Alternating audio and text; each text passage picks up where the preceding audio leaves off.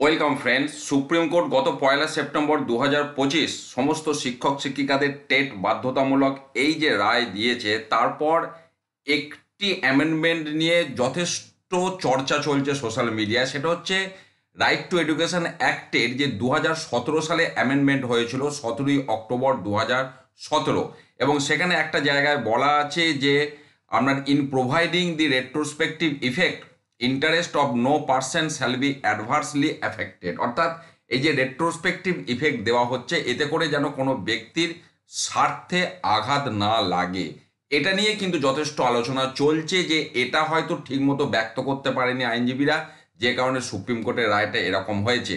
আমি step by step আলোচনায় যাচ্ছি। প্রথম কথা হচ্ছে এই যে অ্যামেন্ডমেন্ট, এই অ্যামেন্ডমেন্ট কে করেছিল? Central government hereby makes the following rule. এইখানে আমরা আবার শেষকালে ফিরে আসবো। অর্থাৎ রাইট টু এডুকেশন অ্যাক্টকে 2017 সালে অ্যামেন্ডমেন্ট করেছিল কেন্দ্র সরকার, যার ইফেক্ট দিয়েছিল 1 এপ্রিল 2015 থেকে। এবং সেখানে যেটা বলা হয়েছিল যে যারা টিচিং এক্সপিরিয়েন্সের যে মিনিমাম কোয়ালিফিকেশান, সেটা যাদের নেই, এই যে 1 এপ্রিল 2015 এই ডেটে যারা ইন সার্ভিস বা যারা শিক্ষকতা করছে এবং যাদের ন্যূনতম যে মিনিমাম যে যোগ্যতা মান কোয়ালিফিকেশান নেই, তাদেরকে 4 বছরের মধ্যে সেই যোগ্যতা অর্জন করতে হবে। সেই যোগ্যতার মধ্যে যেটা আলোচ্য বিষয় সেটা হচ্ছে টেট।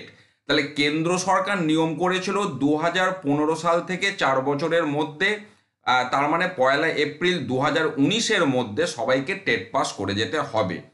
তারপর এই নিয়ম কিন্তু কোনো জায়গায় চর্চিত হয়নি সেই সময়, অর্থাৎ 2017 সালে না কেন্দ্র থেকে রাজ্যগুলিকে চিঠি দিয়েছিল, আলাদাভাবে চাপ দিয়েছিল যে হ্যাঁ সবাইকে টেট পাস করাতে হবে, এটা নিয়ে কিছু হয়নি। সবাই চুপচাপ ছিল, যে কারণে এটার কোনো আলোচনার মধ্যে আসেইনি। সেই সময় আলোচনার মধ্যে এলে হয়তো বিষয়টা অন্যরকম হতো, তার কারণ 10 বছর আগে একরকম সিচুয়েশান ছিল, এখন একরকম সিচুয়েশান। এবার এটাকে মানা হলো না, এইটাকে অস্ত্র করে এবার সুপ্রিম কোর্ট রায় দিল যে ঠিক আছে, তখন 4 বছর সময় দেওয়া হয়েছিল, যে সময়সীমা 2019 সালে শেষ হয়ে যাচ্ছে, এই 2015 থেকে 4 বছর যোগ করলে, তাহলে এটা যেহেতু মানা হয়নি, আমি চলো আরও 2 বছর সময় দিলাম 1 সেপ্টেম্বর 25 থেকে। তাহলে 1 সেপ্টেম্বর 2027, 1 সেপ্টেম্বর 2027-এর মধ্যে সবাইকে ন্যূনতম যোগ্যতামান অর্জন করতে হবে যারা ইন সার্ভিস রয়েছে। এবং এটা রেট্রোস্পেক্টিভ ইফেক্ট দেওয়া হলো 2 নম্বর পয়েন্টে, যেটা বলা হচ্ছে giving retrospective effect from the date of commencement of the set act, that is 1 April 2015। অর্থাৎ যেটা লাগু হচ্ছে 1 এপ্রিল 2015 থেকে, কিন্তু রেট্রোস্পেক্টিভ ইফেক্ট মানে তার আগেকার সময়কালে নিযুক্ত শিক্ষকদের ক্ষেত্রেও সেটা লাগু হবে। কিন্তু তারপরের যে বক্তব্যটা বলা হচ্ছে in providing the retrospective effect interest of no person shall be adversely affected. এখানে নো পার্সন মানে আমি ইন সার্ভিস শিক্ষক শিক্ষিকাদের কথাই বলবো, কারণ রেট্রোস্পেক্টিভ ইফেক্টটা যারা শিক্ষক নয় তাদের ক্ষেত্রে বলবৎ হওয়ার কথা নয় বা বলবৎ হবেও না। তাহলে যারা শিক্ষক শিক্ষিকা তাদের ক্ষেত্রেই এটা প্রযোজ্য।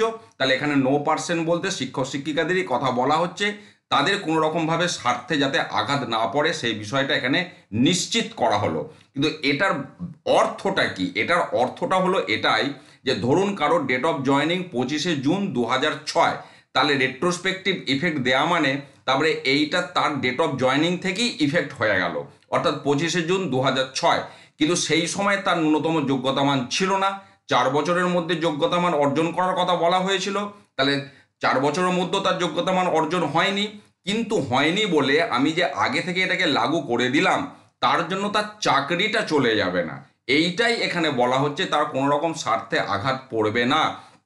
তার মানে আমি তার কর্মজীবনের শুরু থেকে এটাকে চালু করলেও সেই সময় তার ন্যূনতম যোগ্যতামান ছিল না বলে তার চাকরিটা চলে যাবে না। এইটাই এই বক্তব্যটার অর্থ হচ্ছে এটা, যে আমি রেট্রোস্পেক্টিভ ইফেক্ট দিলাম বলে তার চাকরিটা আমি ছিনিয়ে নেবো না, কিন্তু তাকে আমি 4 বছর সময় দিচ্ছি ন্যূনতম যোগ্যতামান অর্জনের জন্য। এই ছিল বিষয়।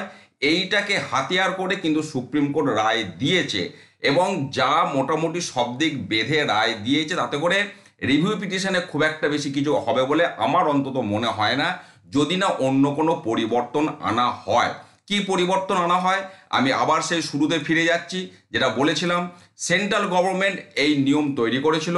তাহলে এখন যদি আবার সেন্ট্রাল গভর্নমেন্ট সালে বসে এই 2017-তে যে অ্যামেন্ডমেন্ট হয়েছিল তাকে যদি আবার অ্যামেন্ডমেন্ট করে এমন নিয়ম তৈরি করে যে হ্যাঁ এটা রেট্রোস্পেক্টিভ ইফেক্টটাকে আমরা বন্ধ করে দিলাম, তাহলে কিন্তু তার আগের শিক্ষক শিক্ষিকাদের যারা এই সমস্যার মধ্যে পড়ছেন তাহলে কিন্তু সমস্যার মধ্যে পড়বেন না।